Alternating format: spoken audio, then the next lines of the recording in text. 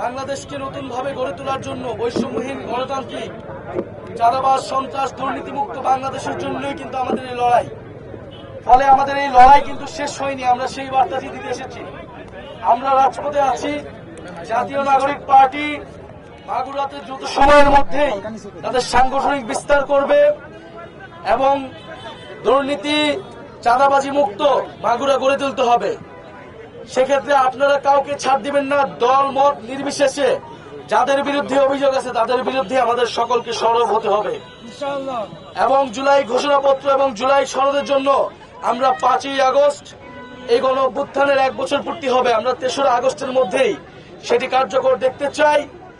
এবং সরকার যদি 1 বছরের মধ্যেও এটি দিতে ব্যর্থ হয়, সকল রাজনৈতিক পক্ষ মিলে যদি ব্যর্থ হয়, তাহলে সারা দেশের ছাত্র জনতাকে নিয়ে আমরা আবারও মাঠে নামবো। 3রা আগস্ট আমরা শহীদ মিনারে ঢাকায় থাকবো। আপনাদেরকে 3রা আগস্টের আহ্বান জানাচ্ছি এবং ইনশাল্লাহ আমরা আবারও মাগুরাতে আসবো। মাগুরার বাসীর এলাকার যে সমস্যা, সেই সমস্যার সমাধানের জন্য জাতীয় নাগরিক পার্টির নেতৃবৃন্দ আপনাদের সাথে সবসময় থাকবে।